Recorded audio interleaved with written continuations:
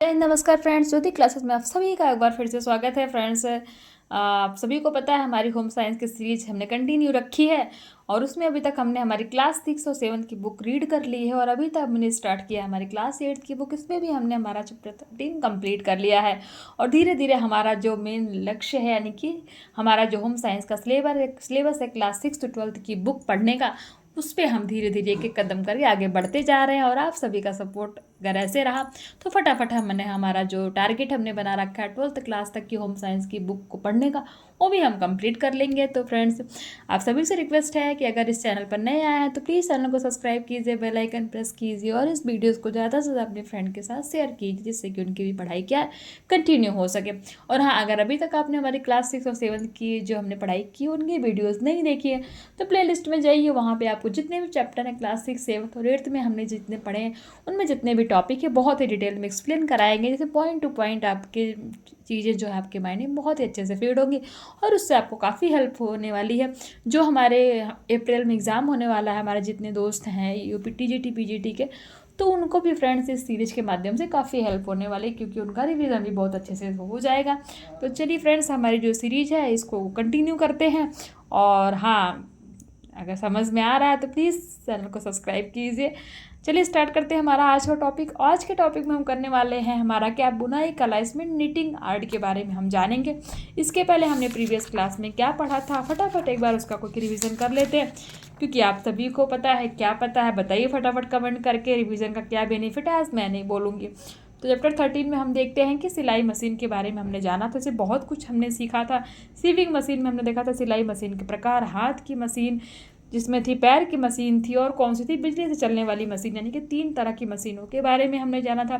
फिर सिलाई मशीन के कुछ प्रमुख पार्ट होते हैं यानी कि जो main parts of sewing machine होते हैं उनके बारे में हमने जाना था कि निडल बार क्या होता है, स्लाइड प्लेट क्या होती है, मतलब बहुत सारे जितने भी सीविंग मशीन के पार्ट होते हैं फ्रेंड्स उन सभी के बारे में हमने जाना था। फिर हमने उसके बाद देखा था सुई लगाने की विधि के बारे में हमने जाना था।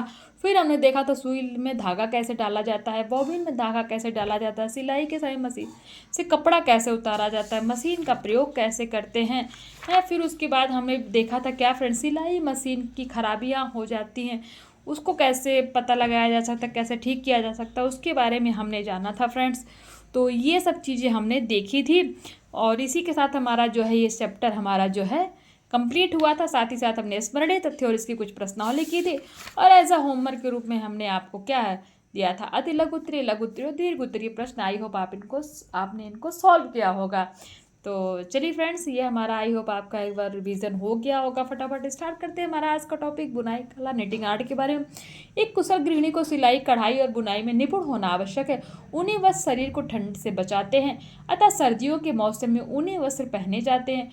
ऊनी वस्त्र बनाने के लिए आजकल बाजार में अनेक प्रकार की ऊन उपलब्ध होती है। गृहिणियां अपनी इच्छा अनुसार ऊन खरीदकर ऊनी वस्त्र हाथ से ही बुन लेती हैं। ऊनी वस्त्र महंगे बैठते हैं अतः इन्हें बनाते समय सावधानी रखनी चाहिए और ऊनी वस्त्र बनाने का पर्याप्त ज्ञान भी होना चाहिए। तो बुनाई किस में होती है, ऊनी वस्त्र में ही होती है, तो इसीलिए उसी के बारे में हम पढ़ेंगे। बुनाई के उपकरण क्या है, बुनाई करने के लिए निम्न उपकरण की आवश्यकता होती है। किसकी, ऊन की सिलाई की, ऊन की सिलाई की, पिन की, इन सब चीज़ों की आवश्यकता होती है। देखते हैं ऊन की, ऊन वस्त्र ऊन से बनाए जाते हैं, यानी कि जो ऊनी वस्त्र होते हैं वो कैसे बनाए जाते हैं, ऊन से बनाए जाते हैं या भेड़ के बालों से प्राप्त होता है। ऊन कैसे प्राप्त होता है, भेड़ के बालों से प्राप्त होता है। ऊन बाजार में कई रंगों की और कई प्रकार की मिलती है। नंबर 2, सलाई, ऊनी वस्त्र बुनने के लिए सलाइयों की आवश्यकता पड़ती है। सलाइयाँ कई प्रकार की होती है, यह मोटाई के अनुसार 6 से लेकर 14 नंबर तक की मिलती है, यानी कि सलाइयाँ कितने नंबर तक की मिलती है, 6 से लेकर 14 नंबर तक की सलाइयाँ होती हैं। यह रबड़, प्लास्टिक, एल्युमिनियम, चांदी आदि की बनी होती हैं। नंबर 3, ऊन की सुई, ऊनी वस्त्र अलग अलग पीस में बनाए जाते हैं। इन्हें सिलने के लिए ऊन की सुई की आवश्यकता होने की, जो ऊनी वस्त्र आप सिलते हैं बनाते हैं उनकी सुई भी अलग आती है। नंबर 4, पिन, कभी कभी फंदे रखने के लिए पिन की भी आवश्यकता होती है। अब ऊन का चुनाव करते समय सावधानियां क्या होती हैं, देखते हैं। ऊन का चुनाव करना, ऊन महंगी होती है अतः ऊन का चुनाव सोच समझकर क्या है करना चाहिए। ऊन का चुनाव करते समय विशेष सावधानियों की आवश्यकता होती है। कौन सी? नंबर 1 में है अच्छी ऊन में लंबाई अधिक निकलती है जिससे वह कम लगती है, जबकि सस्ती ऊन भारी होती है। नंबर 2, ऊन मुलायम और पक्के रंग की लेनी चाहिए। नंबर 3, व्यक्ति की आयु व रुचि को ध्यान में रखकर ऊन का चुनाव करें। अब सलाइयों का चुनाव कैसे करते हैं देखते हैं। सलाइयाँ ऊन के अनुसार ही लेनी चाहिए। नंबर 2, मोटी ऊन के लिए कम नंबर की सलाइयाँ लेनी चाहिए। नंबर 3, बॉर्डर, गला, मुट्ठे आदि 12 नंबर की सलाइयों से बनाए जाते हैं। यदि ऊन पतली हो तो 13 व 14 नंबर की सलाइयों से भी बना सकते हैं। बुनाई करते समय क्या सावधानियां रखते हैं देखते हैं। जुड़ने वाली ऊन नहीं लेनी चाहिए, यानी कि जो आपस में जुड़ जाए वैसी ऊन नहीं लेनी चाहिए। यदि गलती से जुड़ने वाली ऊन आ जाती है तो लच्छी को गोला बनाने से पहले धो लेनी चाहिए, इससे ऊन जुड़ेगी नहीं। नंबर 2, ऊन सितंबर महीने में ही खरीद लेनी चाहिए, यानी कि आपको जब ठंडी में ऊन बनाना है, निटिंग करना है, तो ऊन कब खरीदना है? सितंबर महीने में ही खरीद लेनी चाहिए। इस समय ऊन क्या है, सस्ती मिलती है और स्वेटर भी मौसम पर तैयार मिल जाता है। नंबर 3, जितना बड़ा स्वेटर बुनना हो उसी के अनुसार अनुमान लगाकर ऊन एक ही बार में खरीदनी चाहिए। नंबर 4, लच्छी खरीदने के बाद ऊन के गोले बना लें, लेकिन एक लच्छी छोड़ देनी चाहिए। यदि ऊन बचती है तो लच्छी को ऊन दुकानदार वापस ले लेता है। नंबर 5, सलाइयाँ ऊन के अनुसार लेनी चाहिए, जैसे बॉर्डर के लिए 12 या 13 नंबर की पतली, ऊन के लिए 11 और 12 नंबर की, मोटी ऊन के लिए 9 या 10 नंबर की। यदि ऊन ज़्यादा मोटी है तो 7 या 8 नंबर की सलाइयाँ लेनी चाहिए। नंबर 6, बुनाई करने से पूर्व हाथों को अच्छी तरह से धो लीजिए ताकि स्वेटर क्या हो, गंदा ना हो। नंबर 7, ऊन के फंदे व्यक्ति के आकार के अनुसार ही डालने चाहिए। नंबर 8, ऊन में यदि जोड़ लगाना पड़े तो मजबूत गांठ लगाकर गांठ को अंदर की ओर कर देना चाहिए। नंबर 9, गला, मुट्ठा व बॉर्डर पतली सलाइयों से ही बनाना चाहिए। नंबर 10, स्वेटर का नमूना देख लेना चाहिए कि किस आयु के व्यक्ति के लिए स्वेटर बनाया जा रहा है, उसी के अनुसार नमूने का चयन करना चाहिए। घर पर वस्त्र बुनने से क्या लाभ है? मशीन से बने वस्त्र एक स्टैंडर्ड नाप के बने होते हैं, उनकी फिटिंग आने का संशय रहता है। नंबर 2, मशीन से बनाए गए वस्त्र कटने फटने पर उन्हें उधेड़ा नहीं जा सकता। घर पर बुने वस्त्र को क्या होता है, उधेड़ कर पुनः बना सकते हैं। नंबर 3, अपनी इच्छा अनुसार डिजाइन बनाया जा सकता है। नंबर 4, क्या लाभ है देखते हैं। घर पर वस्त्र बुनने पर गृहिणी वस्त्र में अनेक डिजाइन डालकर अपनी कला का प्रदर्शन कर सकती है। नंबर 5, बुनाई करने से धन की बचत होती है। बुनाई कर गृहिणी धन भी कमा सकती है। अब देखते हैं बेबी कार्डिंग कैसे बनाया जा सकता है। सामग्री, ये देखिए ना, बेबी कार्डिंग, ये दिख रहा होगा आपको, ये होता है बेबी कार्डिंग।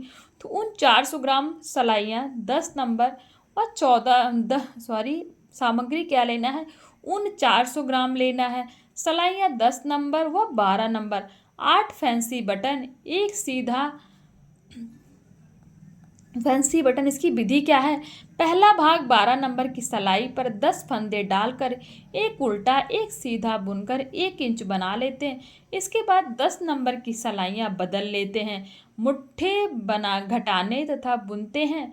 3 2 1 के क्रम में फंदा घटाएं और लंबाई पूरी करें, बचे हुए फंदे पिन में कर लें।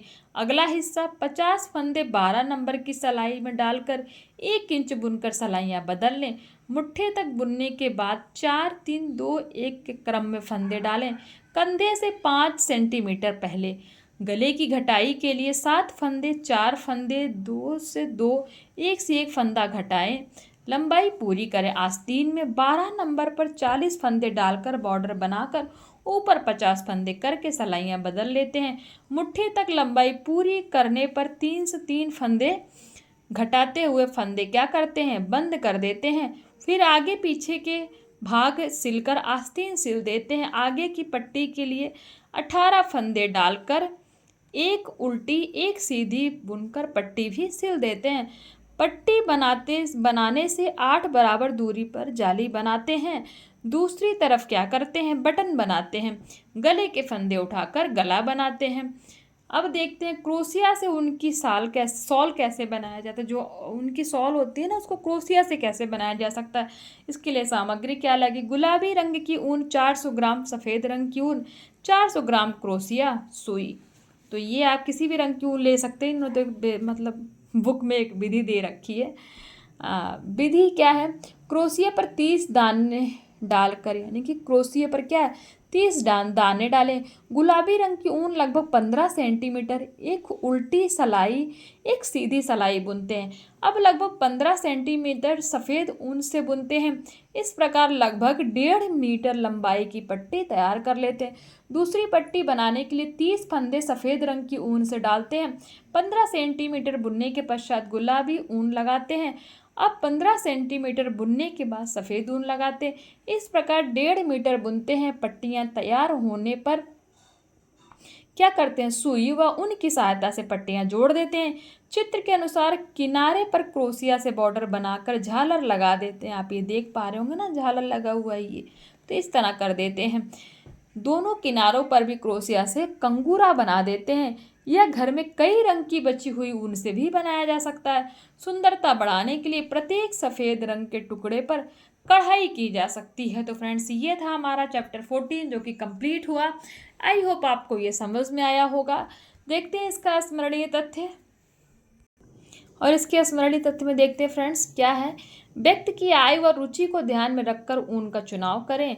नंबर 2, सलाइयाँ ऊन के अनुसार ही लेनी चाहिए। नंबर 3, ऊन के फंदे व्यक्ति के अनुसार ही डालने चाहिए, यानी कि किस एज का व्यक्ति है, कैसा है, उसका रंग रूप कैसा, उसके अनुसार ही क्या है सिलाइयाँ डालनी चाहिए, कितना मोटा है कितना पतला, उसके अनुरूप।